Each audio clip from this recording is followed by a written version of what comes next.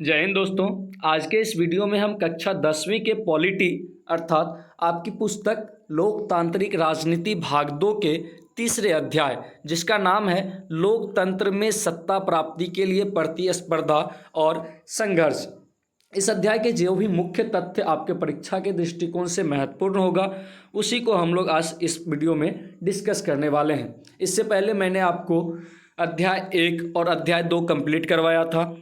आज के इस वीडियो में अध्याय 3 के सभी महत्वपूर्ण तथ्य को देखेंगे।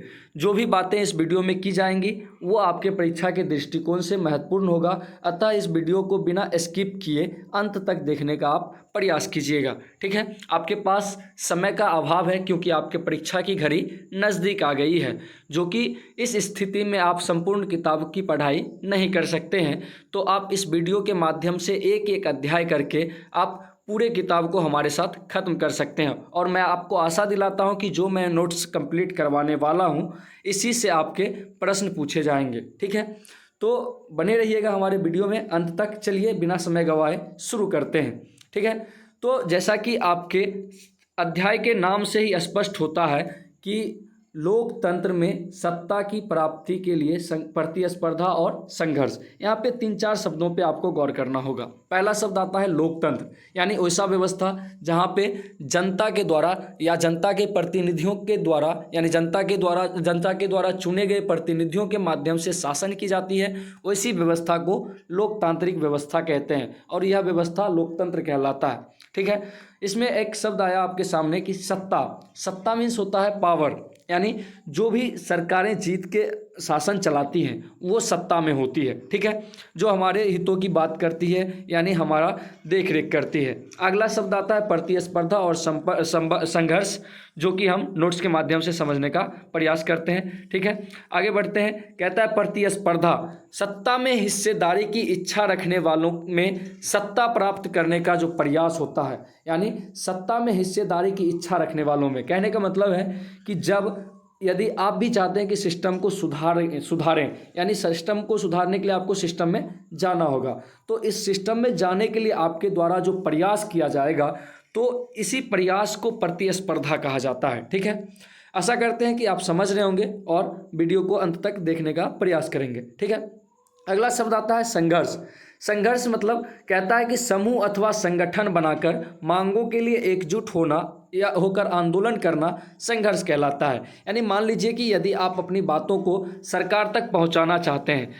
तो इसके लिए आप अकेले किसी बात को सरकार तक नहीं पहुंचा सकते हैं, इसके लिए आपको किसी संगठन के माध्यम से जाना होगा। और आप जानते होंगे कि हमारे गांव में या शहर में गांव के नाम पे या मोहल्ले के नाम पे, किसी कस्बे के नाम पे, किसी जाति के नाम पे या छात्र के नाम पे या किसी नेता के नाम पे अलग अलग गुट हुआ करते हैं, संगठन हुआ करते हैं। ठीक है, और ये संगठन जो अपनी मांगों को पूरा करवाने के लिए सरकार के सामने जो आंदोलन करता है तो इसी को संघर्ष कहा जाता है। ठीक है, तो आगे आता है एक कि प्रतिस्पर्धा कैसे होती है। ठीक है, प्रतिस्पर्धा कैसे होती है इस बात को समझने के लिए आपको सबसे पहले राजनीतिक पार्टियों के बारे में समझना होगा, यानी राजनीतिक दल क्या होता है। तो कहता है शासन या सरकार किस प्रकार चले एवं शासन में लोगों की भागीदारी कैसी हो, इस विषय में एक जैसी सोच एवं विचारधारा रखने वाले समूह को राजनीतिक दल कहते हैं। यानी लोगों का विचार मिला तो फिर एक संगठन तैयार हुआ और वह संगठन जो है ये विचार करेगी कि शासन या सरकार किस प्रकार चले और इसमें लोगों की भागीदारी कैसी हो, और इस संगठन को क्या कहा जाएगा, राजनीतिक दल कहा जाएगा। आगे हम राजनीतिक दल के बारे में बहुत सी चीज़ें पढ़ेंगे। और कहता है कि ये राजनीतिक दल जो होता है अपनी सोच एवं विचारधारा को उत्तम बताने के क्रम में सत्ता को प्राप्त करने का प्रयास करते हैं। ठीक है, यानी कोई एक लीडर आया, ठीक है, वो लीडर अपने विचार के माध्यम से अपने विचार के लोगों को इकट्ठा किया और वो लोग जब इकट्ठा हुए तो इकट्ठा होते होते ये एक संगठन बन गया और ये संगठन जो है अपनी बातों को मजबूती से रखने के लिए एक दल का गठन करते हैं, यानी दल बनाता है, यानी पार्टी बनाता है और उसी पार्टी को राजनीतिक दल या राजनीतिक पार्टियां कहा जाता है। ठीक है, और ये पार्टी जो होता है अपनी सोच और विचारधारा को मजबूत बनाने के लिए, यानी अपनी बातों को सरकार के माध्यम तक पहुंचाने के लिए या फिर खुद सरकार बन करके उस बातों को पूरा करने के लिए जो संघर्ष करता है उसी को हम लोग प्रयास करता है, उसी को हम लोग प्रतिस्पर्धा कहते हैं। ठीक है, आगे आता है कि राजनीतिक दल तो आप लोग समझ गए होंगे। तो राजनीतिक दल कौन कौन से कार्य करते हैं, ठीक है। तो राजनीतिक दल कौन कौन से कार्य करते हैं, इस पॉइंट को आपको समझना पड़ेगा, ठीक है। राजनीतिक दल जो है, यहाँ से आप पहला काम होता है राजनीतिक दल का क्या, कि नीति एवं कार्यक्रम बनाने का कार्य करना, ठीक है। यानी राजनीतिक दल जो होता है एक नीति बनाता है, एक एजेंडा बनाता है, एक रूल रेगुलेशन के साथ और कार्यक्रम चलाते हैं, ठीक है। तो नीति एवं कार्यक्रम बनाना इनका काम होता है, ठीक है। यहाँ से आपको प्रश्न पूछे जा सकते हैं कि इससे पहले जो मैंने आपको टॉपिक समझाया कि राजनीतिक दल किसे कहते हैं, तो यहाँ से आपको एक प्रश्न पूछा जाएगा कि राजनीतिक दल से आप क्या समझते हैं, या राजनीतिक दल क्या होता है, या प्रश्न पूछा जाएगा कि राजनीतिक दल किसे कहते हैं। तो ये सभी प्रश्नों का उत्तर आप यहाँ से नोट कर सकते हैं, ठीक है। आगे एक प्रश्न आपसे यहाँ पे ये भी पूछा जा सकता है कि राजनीतिक दल कौन कौन से कार्य करते हैं, तो इसको अब हम लोग समझ लेंगे, ठीक है। तो कहता है कि नीति एवं कार्यक्रम बनाने का कार्य राजनीतिक दल करता है। दूसरा कार्य इसका क्या होता है कि चुनाव में बहुमत प्राप्त करके शासन करते हैं, ठीक है। यानी चुनाव में जीतते हैं, बहु मतलब बहुत सारा और मत मतलब बहु मतलब बहुत सारा और मत मतलब वोट, ठीक है। यानी लोगों का मत यानी वोट प्राप्त करके ये अपना सरकार बनाते हैं और वहाँ से शासन चलाते हैं, ठीक है। मैं आपसे एक गुजारिश करूंगा कि आप पढ़ाई के साथ साथ अपने स्वास्थ्य का भी ख्याल रखें, क्योंकि अच्छे अच्छे छात्रों का परीक्षा के समय में तबीयत बिगड़ने की वजह से उनका परीक्षा खराब हो जाता है। और मैं ये बात इसलिए बोल रहा हूँ क्योंकि अभी मेरा भी थोड़ा सा तबीयत बिगड़ा हुआ है, तो इसको नज़रअंदाज करते हुए आप पढ़ाई पे फोकस करेंगे और अपने तबीयत का ख्याल रखेंगे, ठीक है। स्वास्थ्य का ख्याल रखते हुए अपनी पढ़ाई को जारी रखेंगे। अगला पॉइंट है, कहता है कि राजनीतिक दल अपने कार्यक्रमों को चुनाव घोषणा पत्र बनाकर जनता के बीच जाते हैं और चुनाव में भाग लेते हैं। यानी जो राजनीतिक दल होता है, जो भी पार्टियां होती है, वो अपने कार्यक्रम का यानी आगे जब वो जीतेंगे तो कौन कौन से कार्य करेंगे इसका एक लिस्ट बनाते हैं, जिसे घोषणा पत्र कहा जाता है। और इस पत्र को लेकर के वो जनता के समक्ष जाते हैं, जनता को बताते हैं कि यदि मेरी सरकार बनेगी तो मैं ये करूँगा, मैं वो करूँगा। आखिर ये दूसरी बातें हैं कि वो करते कितना है, तो आपको ये सब निगेटिव चीज़ों पे ध्यान नहीं देना है, आपको अपने सिलेबस पे ध्यान देना है, ठीक है।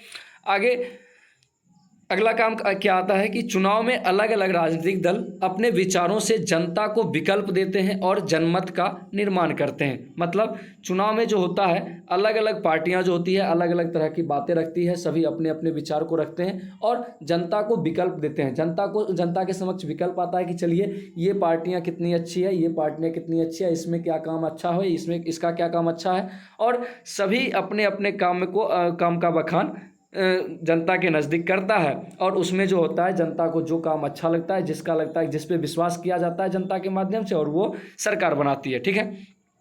आगे हम लोग जानेंगे, कहता है कि सरकार एवं जनता के बीच कड़ी का काम करते हैं। सरकार यानी जो सत्ता में जीत गया, ठीक है, सत्ता में जीत करके चला गया सरकार, और यहाँ पे जो हम लोग बैठे हैं जनता, इनके बीच कड़ी मतलब दोनों को जोड़ने का काम कौन करता है, राजनीतिक पार्टियां करती है, ठीक है। और ये मुख्य रूप से उस समय विपक्ष का काम हो जाता है, ठीक है, जो विपक्ष में बैठे होते हैं, जो चुनाव में हार जाते हैं। आगे आता है कि दल की नीतियों एवं कार्यक्रमों को बनाते हैं। दल मतलब पार्टी, और पार्टी के नियम कानून को भी ये बनाते हैं। पहले अपने कानून को बनाएंगे तब तो देश चलाएंगे ना, तो इनके पार्टी को बनाने का भी काम कौन करता है, ये लोग खुद करते हैं, यानी पार्टियां करती है, ठीक है। आगे आता है कि आपदा के समय अर्थात भूकंप एवं बाढ़ के समय जनता के साथ सहयोग करते हैं, ठीक है। यानी राजनीतिक पार्टियां जो होती है वो आपदा के समय जनता का सहयोग करती है, ठीक है। यानी जो भी जनता मुसीबत में होता है उनका सहयोग करती है। मैंने पहले भी बताया कि यदि आपको दिमाग में कोई निगेटिव बातें आ रही होंगी तो उसको आपको अवॉइड करना है, आपके सिलेबस के अकॉर्डिंग सिर्फ परीक्षा पे फोकस करना है, ठीक है। आपको ये नहीं सोचना है कि कितना पार्टियाँ क्या करती है नहीं करती है, उस पर आपको ध्यान नहीं देना है, ठीक है। अगला पॉइंट आता है, राजनीतिक दल देश के विकास में रचनात्मक सहयोग देते हैं, ठीक है। राजनीतिक दल जो होता है देश के रचनात्मक विकास यानी देश का जो विधि व्यवस्था है, ठीक है, उसके साथ देश का विकास किस प्रकार का हो, इसमें राजनीतिक दल जो होता है वो सहयोग करता है, ठीक है।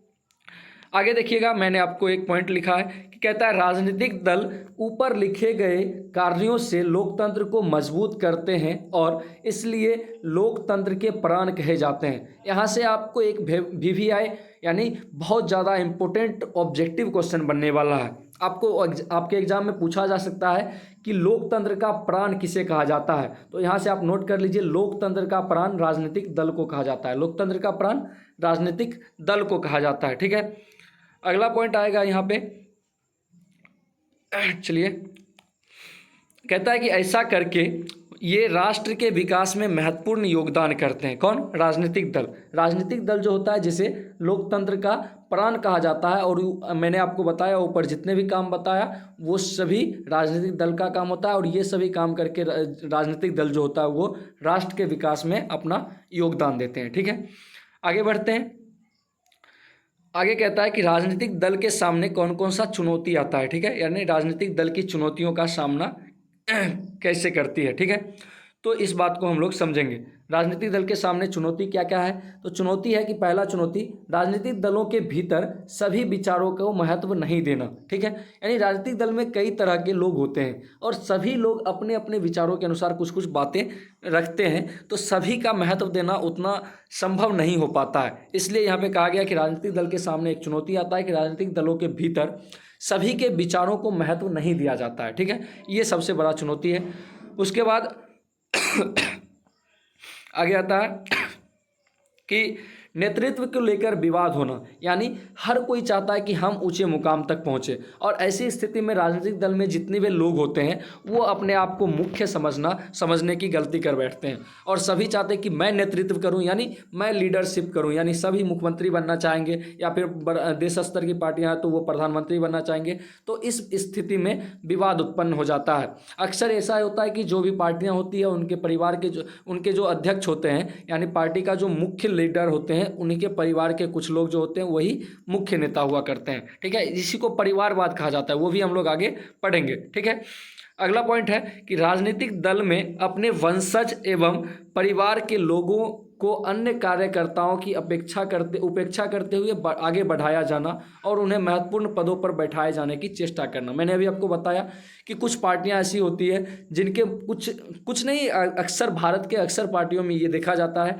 और सिर्फ राजनीतिक दलों में ही नहीं, आप किसी भी सेक्टर में चले जाएं तो जहाँ पे एक पहले से जो व्यक्ति बैठे हुए हैं वो चाहते हैं कि हमारे परिवार के या रिश्तेदार जो लोग हैं वो इस मुकाम तक, ऊंचे मुकाम तक पहुँचे, उसके बाद दूसरों को महत्व दिया जाता है। तो ऐसी स्थिति में क्या होता है कि राजनीतिक दलों में दिक्कतें क्या आती है कि जो उस पार्टी के जो योग्य लोग भी होते हैं उनको नज़रअंदाज करके पार्टी का जो परिवार के लोग होते हैं, ठीक है, यानी और उनके जो हेड के परिवार के जो लोग होते हैं उनको महत्वपूर्ण पदों पर बैठा दिया जाता है, और इसके वजह से भी कुछ मतभेद हुआ करता है। ये भी राजनीतिक दलों की चुनौतियां होती है। ठीक है, आगे आता है पैसे वालों एवं आपराधिक छवि के लोगों का अत्यधिक महत्व।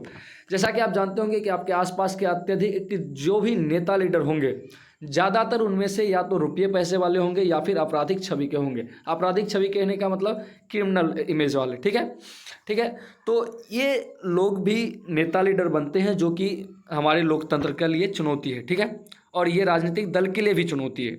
तो आगे बढ़ते हैं। आगे कहता है दल एवं सिद्धांतों को छोड़कर सत्ता प्राप्ति के लिए गठबंधन किया जाना। जैसा कि आप जानते होंगे कि जब एक सरकार बनती है तो वो सरकार विपक्ष का विरोध करेंगी और विपक्ष उनका विरोध करेंगे। ठीक है, और एक समय ऐसा आता है कि जब दोनों की सरकारें टूटने लगती है तो दोनों आपस में गठबंधन कर जाते हैं। जो एक दूसरे को गाली दे रहे थे वही फिर मिलजुल करके एक हो जाते हैं, और ऐसी स्थिति में क्या होता है कि उनके सिद्धांत दल जो होता है वो सब चला जाता है हवा खाने, और मुख्य रूप से बच जाता है क्या कि किस प्रकार से सीट बचाया जाए, यानी किस प्रकार से राजनीतिक दलों की कुर्सियां बची रहे। ठीक है, और इस वजह से भी ये राजनीतिक दलों की चुनौतियां होती है। ठीक है, आगे हम लोग जानेंगे। ये हमने अभी तक पढ़ा कि राजनीतिक दल क्या होता है, राजनीतिक दल के क्या क्या काम होते हैं, और राजनीतिक दल के सामने चुनौतियां क्या क्या होती है। आगे हम लोग जानेंगे कि राजनीतिक दल कैसे प्रभावकारी हो सकते हैं। ठीक है, तो कहता है दल बदल कानून पर अंकुश लगाया जाना तथा इसके लिए बने कानून को सख्ती से लागू किया जाना चाहिए। यानी दल बदल कानून, यानी दल बदल क्या है कि दल बदल यानी हमने अभी आपको बताया कि एक पार्टी छोड़ करके दूसरे पार्टी में चले जाना, अपने कुर्सी को बचाए रखने के लिए किसी पार्टी को छोड़ के किसी पार्टी में चले जाना, अपने सिद्धांत को भूल जाना, पार्टी को भूल जाना, और इस चीज़ को भूल करके अपने कुर्सी को बचाए रखने के लिए जो किया जाता है उसे दल बदल कहा जाता है। ठीक है, और इस पर जब अंकुश लगाया जाएगा, यानी इसको जब रोका जाएगा, तो कुछ हद तक राजनीतिक दल प्रभावकारी हो सकते हैं। दल बदल क्या होता है ये मैंने आपको समझा दिया।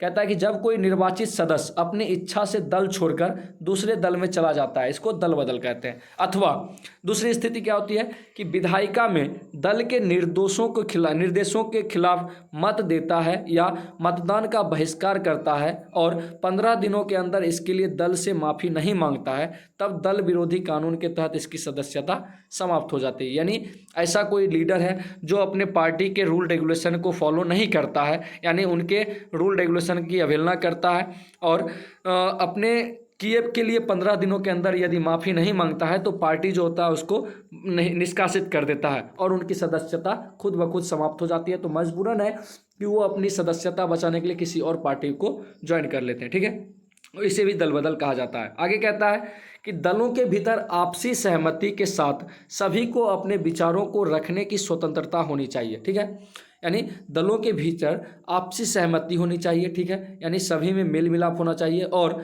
सभी को अपने विचार रखने की स्वतंत्रता होना चाहिए। ये नहीं कि हम बड़े हैं तो हमारी बातें ही चलेंगी। तो इस तरह की व्यवस्थाएं करके राजनीतिक दलों को सुधारा जा सकता है। ठीक है, चुनौती को भी कम किया जा सकता है। आगे आता है गंभीर मसलों पर देश हित में सोचना एवं सुझाव देना चाहिए। अक्सर हमारे देश में ऐसा होता है कि कुछ नेता ऐसे होते हैं कि विपक्ष में है तो सरकार के द्वारा अच्छा काम भी किया गया तो उसका सिर्फ विरोध करेंगे। चलिए, विपक्ष का काम होता है विरोध करना, यानी सरकार यदि कोई गलत काम करता है तो उसका आप विरोध कीजिए, जनता को जागरूक कीजिए कि ये काम जो है वो सरकार के द्वारा गलत किया गया। लेकिन कुछ नेता होते हैं अपने आप को बनाने के लिए वो क्या करते हैं कि सरकार के हर एक नीति को गलत साबित कर देते हैं। ऐसा नहीं करना चाहिए। जब गंभीर मसला हो, ठीक है, गंभीर मसलों पर देश के हित में सोचना चाहिए और देश के हित में सुझाव देना चाहिए, यानी जिससे देश का लाभ हो। व्यक्तिगत लाभ को इस समय नज़रअंदाज कर देना चाहिए। जैसे हमारे प्रधानमंत्री जी के द्वारा अनुच्छेद 370 हटाया गया, जो कि हमारे देश के लिए बहुत ही महत्वपूर्ण था। इससे हमारे देश में घुसपैठियों की संख्या कम हुई, ठीक है, आतंकवादियों की संख्या कम हुई और हमारे देश को एक अलग पहचान मिल पाया। ठीक है, और हमारे देश से जो एक अलग संविधान चलाया करता था, जम्मू कश्मीर के माध्यम से अलग संविधान चलाया जाता था, उस पर अंकुश लगा। ठीक है, तो इस स्थिति में अगर यदि कोई सरकारें, कोई पार्टियां उनका विरोध करती है तो ये सब मुद्दा पे देश के हित में सोचना चाहिए और इस मुद्दे पे विरोध करने से बचना चाहिए। ठीक है, आगे हम लोग समझेंगे कुछ आंदोलन को। ठीक है, उससे पहले हम आपको बताएंगे कि दलीय व्यवस्था क्या होता है। ठीक है, दलीय व्यवस्था यानी पार्टी का जो व्यवस्था होता है। तो यहाँ से आपका एक प्रश्न बनेगा कि दलीय व्यवस्था कितने प्रकार के होते हैं। तो दलीय व्यवस्था 3 प्रकार के होते हैं। ठीक है, एक आता है एक दलीय व्यवस्था, दूसरा द्विदलीय व्यवस्था और तीसरा बहुदलीय व्यवस्था। एक दलीय व्यवस्था मतलब सिर्फ एक ही पार्टी, किसी देश में ऐसा व्यवस्था हो जहाँ पे सिर्फ एक ही पार्टी का शासन चलता हो, और ऐसा देश चीन है। ठीक है, यानी चीन में जो है सिर्फ एक ही पार्टी की सरकारें चलती है, यानी वहाँ पे चुनाव होता है लेकिन नाम मात्र का, क्योंकि वहाँ पे एक ही पार्टियाँ जीतती है, वही पार्टियाँ हारती है, उसी का कोई लीडर बनता है और वही उसी का कोई लीडर हटता है। ठीक है, तो चीन में सिर्फ एक ही पार्टी का सरकार चलता है, जो कि शायद कम्युनिस्ट पार्टी है। ठीक है, आगे हम लोग द्विदलीय व्यवस्था को समझेंगे। द्विदलीय व्यवस्था हमारे यहाँ अमेरिका एवं इंग्लैंड में 2 दलीय व्यवस्था है, यानी अमेरिका और इंग्लैंड 2 ऐसे देश थे जहाँ पे 2 दलीय व्यवस्था है। 2 दलीय मतलब 2 ही पार्टियाँ होंगी, पूरे देश में 2 पार्टियाँ होंगी, कभी एक ही हारा तो दूसरा जीता, दूसरा हारा तो पहला जीता। ठीक है, और अगला आता है बहुदलीय व्यवस्था। बहु मतलब बहुत सारा, दल मतलब पार्टियां, यानी ऐसी व्यवस्था जहां पे बहुत सारी पार्टियां हो, जैसे हमारे देश में। ठीक है, हमारे देश में जो है भारत में बहुत सारे दल होते हैं। ठीक है, और इस व्यवस्था को बहुदलीय व्यवस्था कहते हैं। और गठबंधन जो होता है, गठबंधन तभी होगा जब दो से अधिक सरकारें होंगी। 2 से अधिक सरकारें होंगी तभी तो कोई एक दूसरे को हराने के लिए 2 पार्टियां आपस में जुड़ेंगी। मान लीजिए 3 पार्टी है, ठीक है, 3 पार्टी में से किसी को भी बहुमत प्राप्त नहीं हुआ तो कोई एक पार्टी को अलग करके 2 पार्टी अगर एक साथ आ जाए तो दोनों पार्टी मिल करके सरकार बना लेती है। ठीक है, आगे पॉइंट आता है, अभी फास्ट खींच रहे हैं इसलिए इतना डिटेल में हम लोग नहीं चले जा सकते हैं। ठीक है, इसलिए थोड़ा सा कंप्रोमाइज़ कीजिएगा। आगे हम लोग समझेंगे कि कहता है कि भारतवर्ष में राजनीतिक दल राष्ट्रीय एवं राज्य स्तरीय। ठीक है, और यहाँ से आपका एक इम्पोर्टेंट क्वेश्चन बनेगा 1-2। ठीक है, जो कि आपको इस पॉइंट को पढ़ना जरूरी है। ठीक है, कहता है क्या है कि एक सेकेंड, चलिए सॉरी कहता है राष्ट्रीय मान्यता प्राप्त दल। ठीक है, अब राष्ट्रीय मान्यता प्राप्त दल क्या होता है और राज्य स्तरीय दल क्या होता है, सबको हम लोग अभी समझेंगे। कहता है लोकसभा चुनाव में 3 राज्यों में से कम 2% मत या विधानसभा के आम चुनाव में 4 राज्यों में 6% मत प्राप्त करने वाले और 4 लोकसभा सीट प्राप्त करने वाले दल को राष्ट्रीयता दल की मान्यता प्राप्त होती है। यानी वैसा पार्टी, मान लीजिए कि आपकी कोई पार्टी है, वो अगर राष्ट्रीय मान्यता प्राप्त करना चाहती है, यानी राष्ट्र स्तर पे चुनाव लड़ना चाहती है, मान्यता प्राप्त करना चाहती है, तो उसके लिए कम से कम उसको लोकसभा चुनाव में 2% मत लाना होगा। या फिर दूसरा अटेम्प्ट में क्या करना है कि अगर लोकसभा में 2% मत नहीं प्राप्त कर पाया तो दूसरी स्थिति क्या है कि विधानसभा के आम चुनाव में कम से कम 4 राज्यों में 6% मत प्राप्त करना होगा और इसके साथ ही साथ 4 लोकसभा सीट प्राप्त करना होगा। ठीक है, और ऐसा इस कंडीशन को फॉलो करने वाले पार्टी जो होता है वही राष्ट्रीय मान्यता प्राप्त हो पाता है। ठीक है, और ऐसे पार्टियां हमारे देश में कौन कौन से हैं उसको हम लोग देखते हैं। ठीक है, ऐसा है भारतीय राष्ट्रीय कांग्रेस। ठीक है, भारतीय राष्ट्रीय कांग्रेस। ठीक है, तो भारतीय राष्ट्रीय कांग्रेस का चुनाव चिन्ह है पंजा छाप, इसको आपको ध्यान में रखना है। ठीक है, यहाँ जो भी चुनाव चिन्ह दिए गए हैं उस सबको आपको ध्यान में रखना है और आपको ये भी ध्यान में रखना है कि कौन सा राष्ट्रीय पार्टी है और कौन सा राज्य स्तरीय पार्टी है। ठीक है, दूसरा आता है भारतीय जनता दल, जिसको हम लोग भाजपा कहते हैं, जिसको इंग्लिश के शॉर्ट में बीजेपी कहा जाता है। ठीक है, तो इसका चुनाव चिन्ह है कमल छाप और इसी पार्टी के अभी हमारे बहुमत दल के जो नेता हैं वो हमारे प्रधानमंत्री श्री नरेंद्र मोदी जी हैं। ठीक है, आगे आता है और विपक्ष में जो है राष्ट्रीय कांग्रेस है, जो कि भारतीय राष्ट्रीय कांग्रेस है, जिसका चुनाव चिन्ह पंजा छाप है और जिसके नेता राहुल गांधी जी है। ठीक है, आगे आता है भारतीय कम्युनिस्ट पार्टी, जिसको हम लोग शॉर्ट में सीपीआई कहते हैं, कम्युनिस्ट पार्टी ऑफ इंडिया, इसका चुनाव चिन्ह है हंसिया वाली छाप। अगला आता है सीपीआईएम। ठीक है, इसी का कम्युनिस्ट पार्टी का ही दूसरा भाग ये है और इसका चुनाव चिन्ह है हंसिया हथौड़ा तारा। ठीक है, अगला आता है आपका राष्ट्रवादी कांग्रेस पार्टी, जिसको एनसीपी कहते हैं, नेशनल कांग्रेस पार्टी। ठीक है, और इसका चुनाव चिन्ह है घड़ी छाप। अगला आता है बहुजन समाज पार्टी, जिसको शॉर्ट में बसपा कहते हैं और इसका चुनाव चिन्ह है हाथी छाप। ठीक है, अब हम लोग समझेंगे, ये सब मुख्य पार्टियां थी जो कि हमारे राष्ट्रीय स्तर की पार्टियां हैं। ठीक है, आगे हम लोग समझेंगे राज्य स्तरीय दल। ठीक है, राज्य स्तर की पार्टियां, राज्य स्तर की पार्टियां कौन होता है, यानी कोई भी पार्टी जो लोकसभा या विधानसभा चुनाव में वैध मतों का कम से कम 6% के साथ विधानसभा की कम से कम 3% सीट जीतना आवश्यक है। यानी कोई भी पार्टी जो लोकसभा चुनाव में जो वैध मत गिरेंगे, यानी जो भी वैलिड मत गिरेंगे, वैलिड वोट गिरेगा, उसका कम से कम 6% प्राप्त कर ले, इसके साथ साथ विधानसभा की कम से कम 3% सीट जीत ले, तो ऐसी स्थिति में उस पार्टी को राज्य स्तर की मान्यता दी जाएगी। और ऐसे पार्टियां हमारे राज्य में कौन कौन से हैं, यानी हमारे देश में कौन कौन से हैं, किस किस राज्य से संबंधित है, उसको हम लोग देखेंगे। एक आता है जनता दल यूनाइटेड। ठीक है, जिसको जदयू बोलते हैं, जेडीयू इसको शॉर्ट फॉर्म में बोला जाता है और ये पार्टियां बिहार और झारखंड में काम करती है। इसका चुनाव चिन्ह है तीर छाप और इसी पार्टी से संबंधित हमारे राज्य के यानी बिहार के मुख्यमंत्री नीतीश कुमार जी हैं। ठीक है, दूसरा आता है राष्ट्रीय जनता दल, जिसको राजद कहते हैं शॉर्ट फॉर्म में, जिसको शॉर्ट में इंग्लिश में आरजेडी भी कहा जाता है और इस पार्टी के मुख्य नेता जो थे वो लालू यादव जी थे। अभी वर्तमान में इस पार्टी के तेजस्वी यादव जी जो हैं वो हमारे बिहार के उप मुख्यमंत्री हैं और साथ ही साथ स्वास्थ्य मंत्री भी हैं। ठीक है, और ये पार्टी भी जो है बिहार झारखंड में काम करती है। इसका चुनाव चिन्ह लालटेन छाप है। ठीक है, अगला आता है लोक जनशक्ति पार्टी, जिसको शॉर्ट में लोजपा कहते हैं और इस पार्टी से संबंधित हमारे यहाँ चिराग पासवान जी है। इस पार्टी के जो हैं पहले मुख्य नेता थे रामविलास पासवान जी और इस पार्टी का जो चुनाव चिन्ह है वो बंगला छाप है और ये पार्टी भी बिहार झारखंड में काम करती है। अगला आता है भाकपा, जिसको भारतीय कम्युनिस्ट पार्टी कहते हैं और इसी को मार्क्सवादी या लेनिनवादी भी कहा जाता है और ये पार्टी जो है बिहार, झारखंड, पश्चिम बंगाल और केरल में काम करता है और इसका चुनाव चिन्ह सीधी छाप है। अगला आता है समाजवादी पार्टी। समाजवादी पार्टी का चुनाव चिन्ह साइकिल छाप है और ये जो है उत्तर प्रदेश और बिहार में काम करती है। ठीक है, आगे हम लोग समझते हैं, एक नोट पॉइंट दिया हुआ है, कहता है राजनीतिक दलों के चुनाव चिन्ह का निर्धारण भारत निर्वाचन आयोग करता है और इस पॉइंट को आप याद कर लीजिएगा कि राजनीतिक दल का जो चुनाव चिन्ह होता है, यानी जो भी हमने पढ़ा, जनता दल यूनाइटेड का चुनाव चिन्ह तीर छाप था, आरजेडी का चुनाव चिन्ह लालटेन छाप था, लोजपा का चुनाव चिन्ह बंगला छाप था, इसका निर्धारण जो है वो कौन करता है, निर्वाचन आयोग करता है। कौन करता है? निर्वाचन आयोग करता है। इस बात को आप ध्यान में रखिएगा। इस नोट्स में जो भी पॉइंट दिए गए वो आपके एग्जाम के दृष्टिकोण से महत्वपूर्ण है, अतः सभी पॉइंट को आप याद रखिएगा। वापस हम लोग चलते हैं थोड़ा सा ऊपर और कुछ आंदोलन के बारे में समझेंगे। ये सब पार्टी से संबंधित था और कुछ और मुख्य पॉइंट है जो आपके किताब में दिया हुआ है। एक आता है बिहार छात्र आंदोलन, ठीक है। इसको हमने जानबूझ के छोड़ के बढ़ा था क्योंकि पहले पार्टियों के बारे में अच्छे से समझ लेते हैं, इसलिए कहता है बिहार छात्र आंदोलन।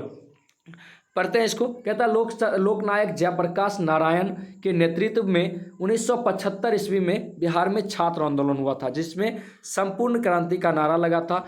कहता है संपूर्ण क्रांति इसका मुख्य नारा था। 1977 में केंद्र में जनता पार्टी की सरकार बनी थी और तत्कालीन कांग्रेस को सरकार की देशव्यापी पराजय मिली थी। इसको समझते हैं आसान भाषा में।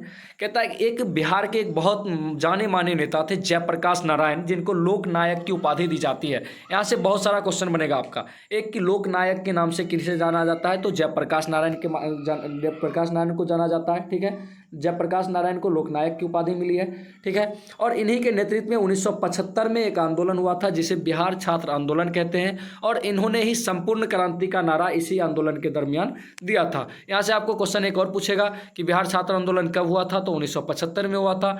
संपूर्ण क्रांति का नारा किसने दिया था, तो जयप्रकाश नारायण जी ने दिया था। और इस आंदोलन के वजह से उस समय जो है कांग्रेस की जो सरकार थी वो गिर गई थी, क्योंकि इनका आंदोलन बहुत देशव्यापी हो चुका था। यानी देश स्तर पे इनका आंदोलन, यानी जयप्रकाश नारायण का आंदोलन सरकार के खिलाफ व्याप्त हो गया था। और इसके वजह से क्या हुआ कि इंदिरा गांधी की सरकार गिर गई थी। और 1977 में 2 साल के बाद 1977 में केंद्र में जनता पार्टी की सरकार बनी थी, ठीक है। जनता पार्टी मतलब जो अभी हमारा भाजपा है, ठीक है। अभी हमारे देश में जो भाजपा जिसको कहते हैं वही उस समय जनता पार्टी हुआ करती थी, ठीक है। आगे महिलाओं के द्वारा चलाए गए कुछ आंदोलन के बारे में पढ़ेंगे। तो इसमें आता है पहला चिपको आंदोलन, जो कि आपके परीक्षा के दृष्टिकोण से बहुत ही महत्वपूर्ण है। चिपको आंदोलन जो है 1970 के दशक में उत्तराखंड में, कहाँ पे, उत्तराखंड में महिलाओं के द्वारा पेड़ों की रक्षा करने के लिए आंदोलन किया गया था। इसमें उन्होंने पेड़ों से चिपककर अपने विरोध का प्रदर्शन किया था। कुछ नेताओं के द्वारा वहाँ पेड़ काटे जा रहे थे, जिसके वजह से 1970 के दशक में वहाँ की महिलाओं ने प्रदर्शन किया और वो लोग पेड़ से चिपक गए, ठीक है। पेड़ कौन सा था, मुख्य रूप से उसमें ज़्यादातर अंगू का पेड़, ठीक है। यहाँ से आपको क्वेश्चन पूछा जाएगा कि चिपको आंदोलन में किस पेड़ के काटने का विरोध हुआ था, तो वो आपका हो जाएगा अंगू का पेड़, ठीक है। अंगू याद रखिएगा, अंगूर से अंगूर आप याद रख सकते हैं, ठीक है। अंगू के पेड़ के काटने का विरोध हुआ था और इसमें महिला जो होती थी वो सब पेड़ से चिपक जाती थी और उनका कहना होता था यदि पेड़ काटना है तो पहले हमें कटाओ और हमें काटो। और पर्यावरण के दृष्टिकोण से ये आंदोलन बहुत ही महत्वपूर्ण हो जाता है, इसलिए आपको ये पढ़ना जरूरी है। इस आंदोलन के जो मुख्य नेता थे वो आपके सुंदरलाल बहुगुणा थे। कौन थे, सुंदरलाल बहुगुणा थे। इसको आप याद रखिएगा, सुंदरलाल बहुगुणा, ठीक है। सुंदरलाल बहुगुणा जो थे वो चिपको आंदोलन के मुख्य प्रवर्तक थे। इस आंदोलन का परिणाम यह हुआ था कि 15 वर्षों तक हिमालय के क्षेत्र में पेड़ों की कटाई पे रोक लग गई। यह आंदोलन इतना व्यापक हो गया कि 15 सालों तक पेड़ के काटने का रोक लग गया, ठीक है। आगे हम लोग समझेंगे। यहाँ से आपको याद रखना है क्या चीज़, ये चिपको आंदोलन में किस पेड़ को काटने का रोक लगा था, तो अंगू के पेड़ का। कब हुआ था, तो 1970 के दशक में। और इसके मुख्य नेता कौन थे, तो वो सुंदरलाल बहुगुणा थे। यही आपके मुख्य पॉइंट थे। और आगे हम लोग बढ़ते हैं। अगला आता है तारी विरोधी आंदोलन, ठीक है। तारी विरोधी आंदोलन में क्या होता है, कहता है आंध्र प्रदेश के नेल्लोर जिलों में, कहाँ पे, नेल्लोर जिले में दुबरगंटा गांव में तारी की बिक्री को बंद कराने का आंदोलन महिलाओं के द्वारा चलाया गया था, ठीक है। बाद में यह आंदोलन सामाजिक कुरीतियों के खिलाफ आंदोलन बन गया और इसका परिणाम हुआ कि महिलाओं के स्थानीय निकायों में प्रतिनिधित्व देने के लिए संविधान में 73वां एवं 74वां संविधान संशोधन किया गया, ठीक है। संविधान संशोधन जो होता है अनुच्छेद 368 के माध्यम से किया जाता है, ठीक है। और ये जो है तारी विरोधी आंदोलन जब हुआ था तो इसमें महिलाओं ने बढ़ चढ़ करके भाग लिया। और जब महिलाओं ने बढ़ चढ़ करके भाग लिया तो इसके वजह से संविधान में संशोधन करके ये जोड़ा गया, 73वां और 74वां संविधान संशोधन करके ये जोड़ा गया कि अब जो है महिलाएं भी जो है वो स्थानीय निकाय की चुनाव में भाग लेगी, ठीक है। यानी स्थानीय निकाय का प्रतिनिधित्व करेंगी। और अभी हम लोग जानते हैं कि ज़्यादातर पंचायत में जो होता है मुखिया जो होती है वो महिलाएं हुआ करती है, ठीक है। आगे हम लोग पढ़ेंगे सूचना का अधिकार आंदोलन, ठीक है। जो भी आंदोलन मुख्य हैं वो हम आपको बताने वाले हैं। सूचना का अधिकार आंदोलन क्या था, कहता है 1990 में राजस्थान के एक छोटे से गांव में भीम तहसील में, ये आप याद रखिएगा, भीम तहसील में, राजस्थान का एक छोटा सा गांव है भीम तहसील, और यहीं से ये 1990 में सूचना का अधिकार आंदोलन शुरू हुआ था। इसमें क्या हुआ था, इस आंदोलन की शुरुआत में ग्रामीण बिल भुगतान की सूचना का मांग कर रहे थे। यानी जो भी बिल हुआ करता था, यानी उस समय कुछ घोटालेबाजी हुआ करती थी जिसका बिल नहीं दिया जाता था सर, यानी जनता को पता ही नहीं चलता था कि हम जो बिल चुकाते हैं वो कहाँ जाता है। तो उसके बिल भुगतान की सूचना की मांग कर रहे थे लोग। तो सरकार इसके खिलाफ इसकी सुनवाई की और कानून में परिवर्तन किया और यह आंदोलन देशव्यापी हो गया, जो कि 2005 में संसद द्वारा सूचना का अधिकार अधिनियम बन गया। यहाँ से क्वेश्चन पूछ सकता है कि सूचना का अधिकार अधिनियम कब पारित हुआ, तो 2005 में बना था। ठीक है, सूचना का अधिकार अधिनियम अभी हम लोग जो भी है सूचना सरकार से मांग सकते हैं और उसको आरटीआई कहा जाता है, राइट टू इन्फॉर्मेशन, यानी सूचना का अधिकार। राइट टू इन्फॉर्मेशन को ही हिंदी में सूचना का अधिकार कहते हैं। ठीक है, और इसके माध्यम से यदि आप जैसे मान लीजिए आप मैट्रिक की परीक्षा देने जा रहे हैं, आगे चल के मान लीजिए कि किसी स्टूडेंट का, भगवान ना करे कि किसी स्टूडेंट का रिजल्ट यदि गड़बड़ आता है, यदि आप उससे संतुष्ट नहीं है, तो आप सरकार के खिलाफ आरटीआई कर सकते हैं और सरकार से अपना एक सूचना मांग सकते हैं कि मेरा कॉपी दिखाइए या फिर मुझे मार्क्स का डिटेल बताइए। ठीक है, आगे हम लोग पढ़ेंगे नर्मदा बचाओ आंदोलन। ऐसा स्थिति नहीं आएगा, आप लोग पढ़ाई कीजिए अच्छे से, बहुत अच्छा नंबर लाने वाले हैं आप लोग। ठीक है, अगला आता है नर्मदा बचाओ आंदोलन। नर्मदा नदी है, ठीक है, हमारे देश में नर्मदा नदी बहती है और इस आंदोलन का मुख्य कारण क्या था, मुख्य उद्देश्य था बांध बनाने से गांव का डूब जाने का खतरा से बचाना और पुनर्वास की व्यवस्था करना। यानी इस आंदोलन में कहा गया कि बांध बनाया जाए और कुछ बांध बनाने थे, करीब 300 के आसपास, आपकी किताब में दिया हुआ है, वो आप नोट कर लीजिएगा। कुछ बांध बनाने थे छोटे बड़े, और जिससे गांव को डूबने से बचाया जाना था। ठीक है, और इसीलिए यह आंदोलन किया गया था। आगे आता है किसान आंदोलन। किसान आंदोलन जो है महाराष्ट्र के शेतकारी आंदोलन एवं किसान यूनियन ने अपनी मांगों के लिए यह आंदोलन किए थे। ठीक है, कहाँ पे, महाराष्ट्र में। और इस आंदोलन के जो मुख्य नेता थे वो कौन थे, महेंद्र टिकैत थे। ठीक है, टिकैत याद रखिएगा, महेंद्र ही थे, ये आप ध्यान में रखिएगा, थोड़ा सा मेरे दिमाग से उतर रहा, आगे आप लोग ध्यान दीजिएगा। और इसी के साथ आपका ये अध्याय होता है समाप्त। ठीक है, और यहाँ से हम बताते हैं आपको कि यहाँ से मुख्य प्रश्न कौन कौन से पूछे जाते हैं, इसको भी आप देख के जाइएगा और इस प्रश्न को तैयार कर लीजिएगा। ठीक है, तो प्रश्न है आपका, राजनीतिक दल क्या है, ये मैंने आपको बता चुका है पहले ही। आगे अगला प्रश्न है, राजनीतिक दल को प्रभावशाली बनाने के कौन कौन से उपाय हैं, ये भी मैंने आपको कंप्लीट करवा दिया है। अगला आता है कि राजनीतिक दल का राष्ट्र विकास में क्या योगदान है, यानी राजनीतिक दल का जो काम बताया मैंने वो भी आपको कंप्लीट करवा दिया मैंने। अगला आता है राजनीतिक दल लोकतंत्र का प्राण है, कैसे, तो राजनीतिक दल का जो काम होता है वो भी मैंने आपको बताया कि राजनीतिक दल का जो काम होता है, इस काम के माध्यम से वो जनता का हित करती है और इसीलिए जनता लोकतंत्र उन्हीं के वजह से बचा हुआ है, तो इसीलिए राजनीतिक दल को लोकतंत्र का प्राण कहते हैं। ठीक है, अगला प्रश्न है राजनीतिक दलों के कार्यों का वर्णन करें, ये मैंने आपको बता दिया है। अगला आता है राजनीतिक दल की प्रमुख चुनौतियां क्या क्या है, ये भी मैंने आपको बता दिया है। परिवारवाद क्या है, ये भी मैंने आपको बता दिया है। और विभिन्न आंदोलन में क्या है कि एक सूचना का अधिकार आंदोलन मैंने कंप्लीट करवाया, चिपको आंदोलन कंप्लीट करवाया, और महिलाओं का योगदान जो है राष्ट्र के प्रगति में महिलाओं का योगदान क्या है, ये आप अपने स्तर से बना लीजिएगा। और इसी के साथ आपका अध्याय ये समाप्त होता है। मिलते हैं अगले वीडियो में किसी अगले अध्याय के साथ, तब तक के लिए जय हिंद।